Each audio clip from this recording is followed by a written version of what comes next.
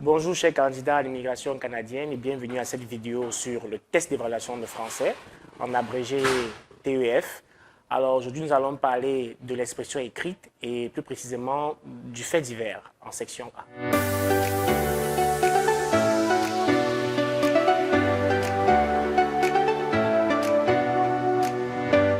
Il s'agit de raconter une histoire en se référant au sujet. Ainsi, le sujet peut donner le titre de l'histoire, ou du moins une partie. Et cette partie ne peut être que le début ou le milieu, mais jamais la fin. Reste à savoir comment le sujet se présente. Alors, le sujet peut se limiter en une seule phrase. Exemple, pilote endormi, atterrissage retardé. Mais le sujet peut aussi être constitué de deux phrases. Exemple, après une visite dans un parc, fatiguée, une fillette s'endort. Quelle surprise à son réveil. Quoi qu'il en soit, il faut respecter les étapes.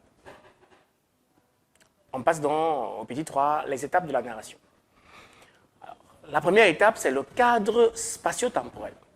C'est-à-dire, l'histoire se déroule où et quand. C'est la première réflexion du candidat.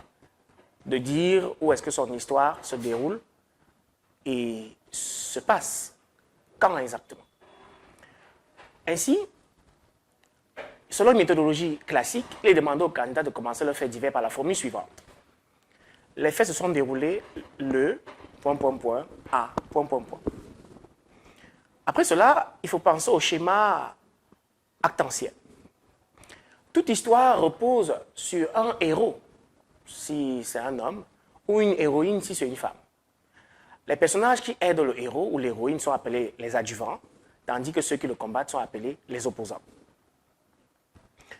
Le héros ou l'héroïne poursuit toujours un objectif déclenché par un destinateur et au profit d'un destinataire.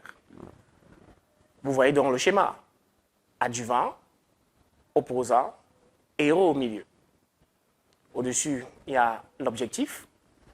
Avant l'objectif, il y a le destinateur. Et après l'objectif, il y a le destinataire. On passe maintenant au schéma narratif. Toute histoire a un début, un milieu et une fin. Tout d'abord, le début est appelé la situation initiale. Cette situation est paisible, c'est-à-dire ne pose pas de problème.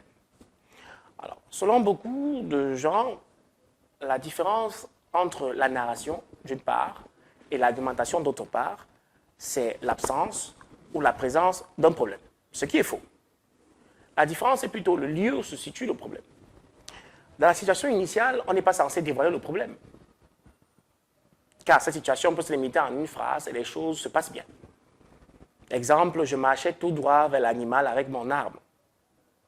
Et je braquais mon arme sur lui pendant que je marchais. Point. Soudain, virgule, alors là, la situation médiane commence. Elle commence par un élément perturbateur. Et c'est là le problème du sujet. Si, pendant le vol, les pilotes sont endormis, alors là, il y a un problème. Si la fille dort fatiguée dans un parc et elle est surprise à son réveil, alors il y a un problème. Dans la narration pose toujours un problème, sauf que vous n'allez pas écrire le problème de cette histoire est celui de non. Il est interdit d'utiliser ce genre de style. Mais il y a un problème. Et il est posé à la situation médiane. Justement, on l'appelle l'élément perturbateur. À ne pas confondre avec l'élément amplificateur qui aggrave le problème. Cet ensemble d'éléments perturbateurs et amplificateurs constitue ce qu'on appelle la situation médiane, ou si vous voulez, les péripéties, c'est-à-dire l'ensemble des éléments qui rendent l'histoire de plus en plus intéressante.